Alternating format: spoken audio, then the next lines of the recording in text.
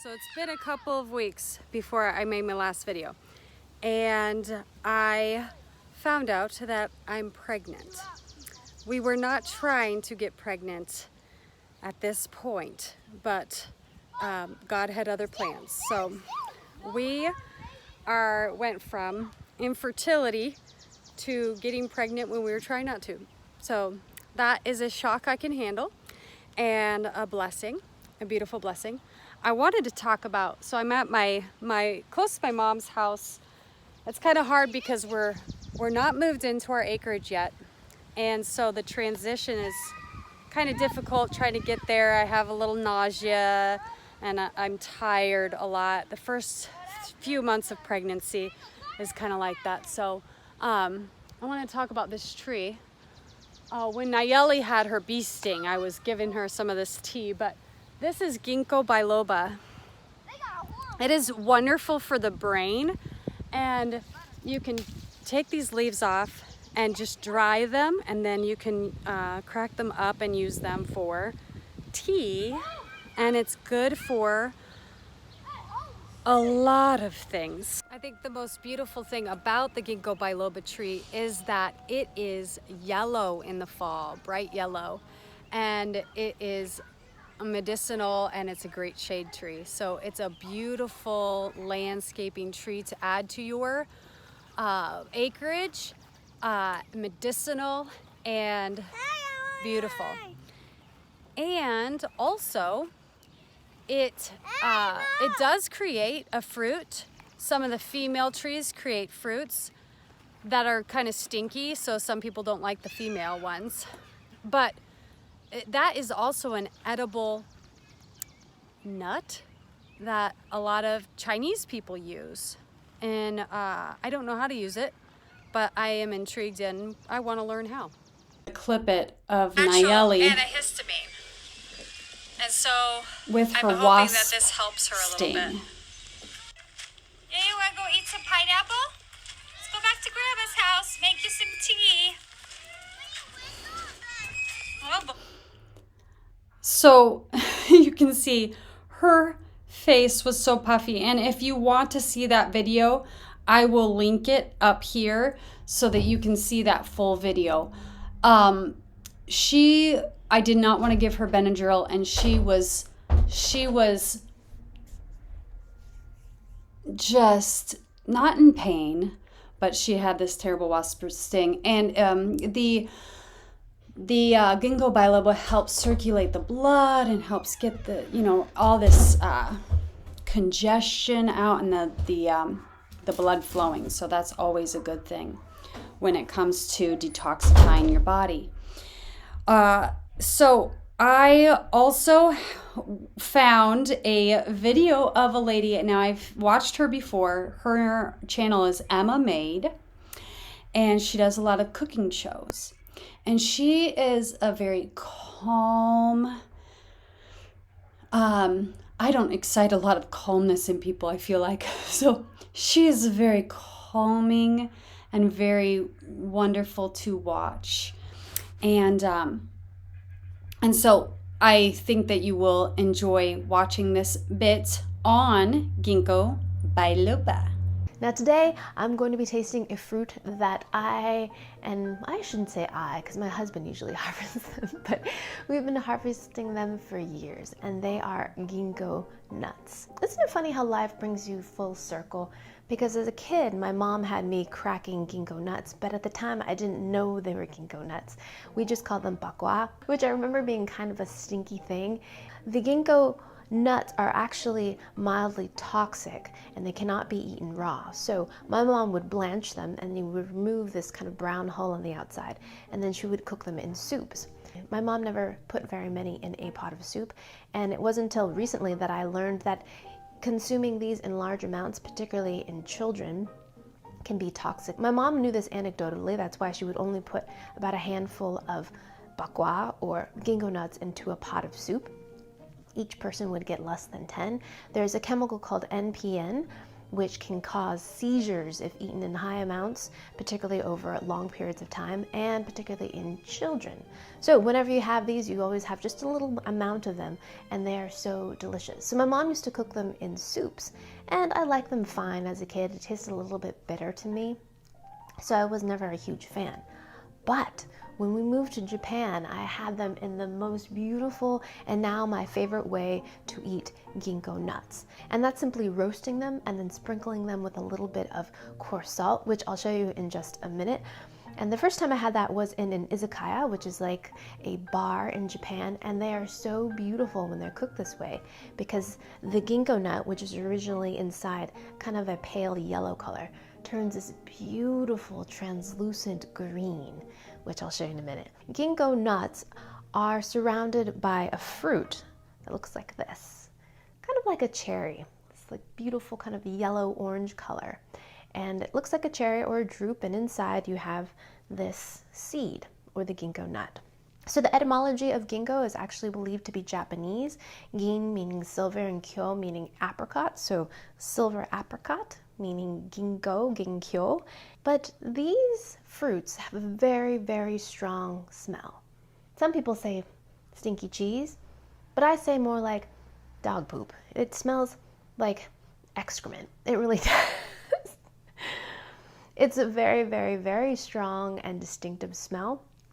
And that is why if you see a ginkgo tree, usually in public places, it tends to be the male tree because the male tree does not drop any fruit. The female trees drop fruit and they often end up on the sidewalk and very, very stinky. But on those sidewalks, you often find little older ladies who know about the beautiful ginkgo nuts picking up the ginkgo nuts because they are just so stinking delicious. Pun totally intended. So this is a perfect opportunity to tell you a little bit more about the ginkgo biloba tree, which is absolutely incredible. It's often called a living fossil because there are fossil accounts of these leaves that are over 270 million years old. These leaves, these are the leaves I'm talking about. Look how beautiful they are. During the year, the leaves are green, and in the fall, they turn this beautiful goldenrod color. In a span of 2 weeks, the leaves all fall, and that's a really good way to spot a ginkgo from afar. You'll see this beautiful bed of yellow leaves surrounding this kind of scraggly looking tree. Now, ginkgos are really special trees. They are known for being very long-lived. In fact, there are 6 living ginkgo trees that survived the bombing in Hiroshima, and one of them was planted in 1740. Another one was 1850, and I believe another one was 1900. There's some because the fruit contains urushiol, which is the chemical component in poison ivy and poison oak, and can cause blistering and itchy rashes. So make sure you have your skin covered, not only for the potential contact dermatitis, but also because these are very odoriferous, and you don't want your hands smelling like, you know, dog dookie all day. So gloves or bags, highly recommended. In fact, you need to have them. So the process is very simple. You find yourself a ginkgo tree and you find the fruits on the ground. We've discovered through the years that it's better to go after a really good frost because the fruits freeze and then thaw, and then it makes washing and cleaning the nuts much easier. You can do this earlier in the year, but the fruit will stick to the nuts with a little bit more tenacity. So if you just wait a little bit longer, the fruits will be much softer. So what we do is you wear a pair of boots and then step on the fruit and squash it, and then take your gloved hand and pick up the nut and place it in a bag or a bucket. Preferably I like to do this outside because it is quite smelly, and take a hose and wash off any remaining pulp off the nuts. And then you're going to spread the nuts out onto a rack and you're going to allow them to dry. I've heard some people put them in the oven to get them dry, but we just leave them out in room temperature, and in about a day or two, when they're completely dry on the outside, they're ready. So in the Asian market, you can find these already cleaned like this, in this state, in little mesh bags, and you can store them in the refrigerator for a month or 2. I find any longer than that, the meat inside tends to kind of shrivel up and dry out. When we were living in Japan, Ginkgo trees are often planted around temples, and so we would ride our bikes to the temples and find the ginkgo trees and collect these off the ground. There's usually a bunch of little old ladies doing the same thing because they too knew that ginkgo nuts are just these precious, wonderful things. So let me show you my favorite way of eating and preparing these beautiful nuts. Just get a cast iron pan and we're going to get it really hot. I'm using a griddle here so you can see things a little bit easier. A pot lid I find is handy too. Now we're just going to take our nuts, just put a handful of them right into the pan, just like that. Sometimes I like to put a little bit of high temperature oil, that's a little bit of grapeseed oil, not necessary. And then I like to cover them with a lid because sometimes they explode and then that can be a little dangerous. So just let that go until they start to roast on the outside. And once they start to crack, or if you have one starting to pop, you know that they are cooked. You see how they're toasting up right there? That is good.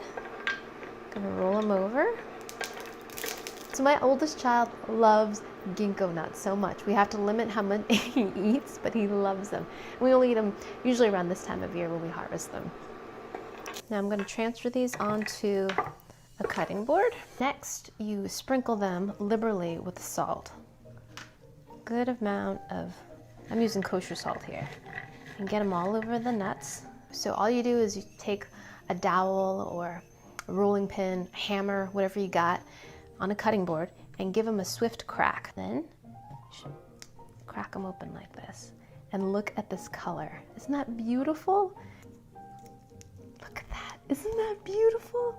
Look at that color. I mean, for real, it's just so beautiful. Beautiful, beautiful little pellets of goodness. Then you take the ginkgo nut and you eat it.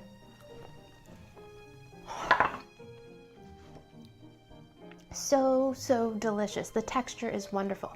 They're bouncy and slightly chewy, a little bit waxy, and just have such a marvelous flavor.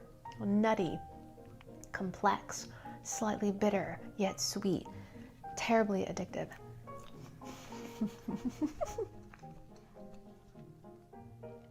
So, so good and totally worth the stinky effort. Before I leave you, can talk a little bit about my journey of like kind of infertility to where I am at now, getting pregnant without meaning to get pregnant.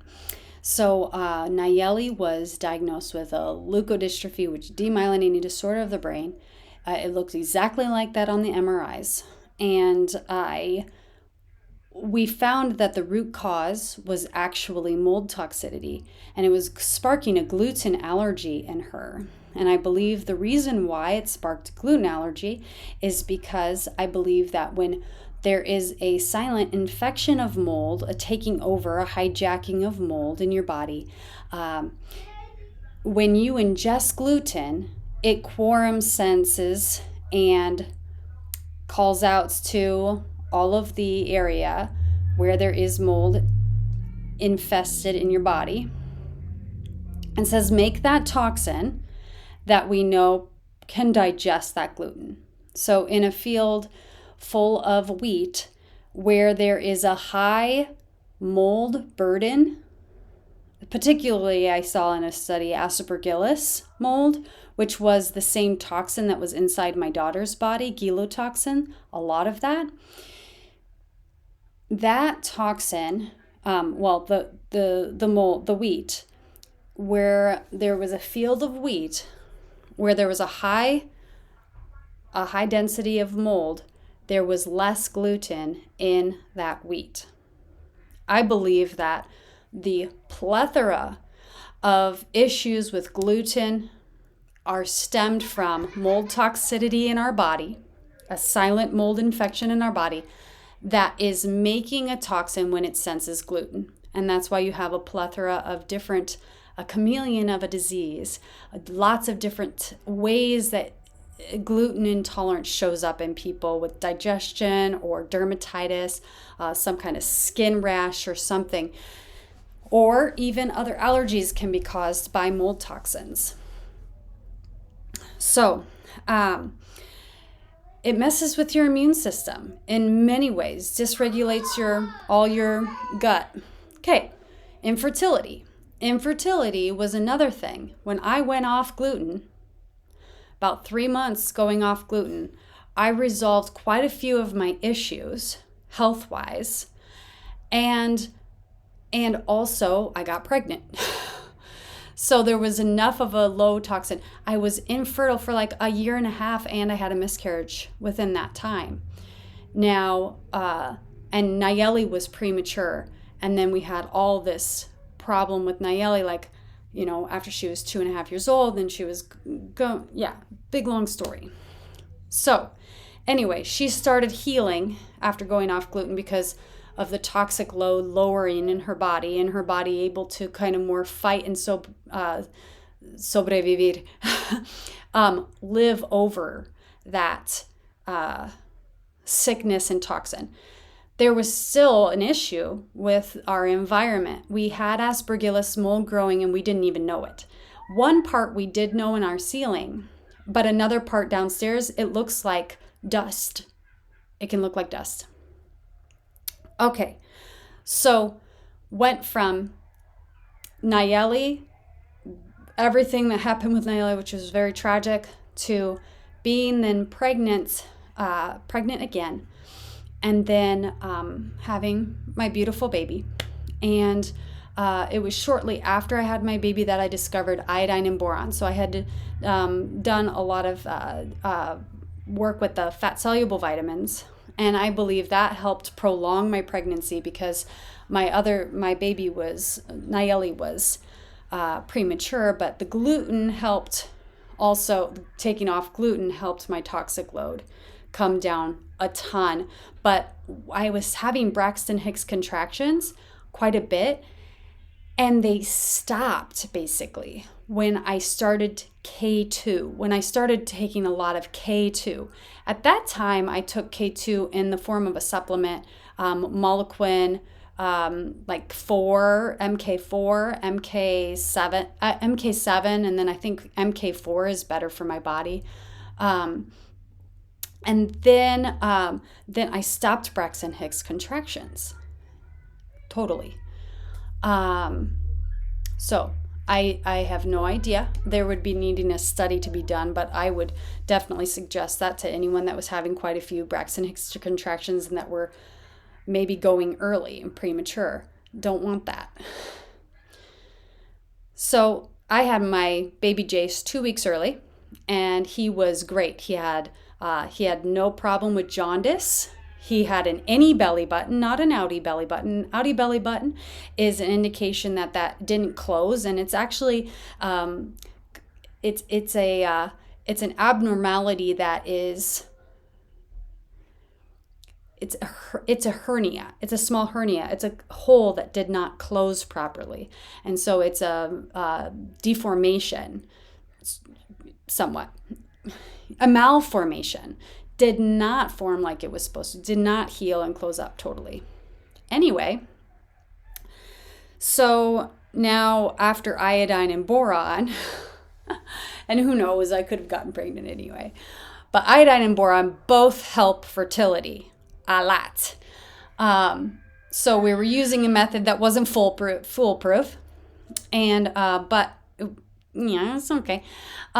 It worked every time with us. I'm not going to tell you the method. If you know me, I will tell you. So we were using a method of birth control, and it did not work. And we got pregnant. So what a blessing. All right. Thanks, guys, for watching. And I hope that you're interested now in the Ginkgo biloba tree. I mean, plant it. It does grow slowly. So enjoy the process as it grows. I do want to get some for our acreage. And the garden, it doesn't look great. My garden doesn't look great. I've got a lot of weeding done, but there's still more weeding that's left to do. But mainly it's like, it's not growing as I want it to. And the beans totally, it will be enjoyable to see this process as I'm grooming the ground and grooming the soil, to see it be regenerated. So, thanks for watching, guys. See you next time.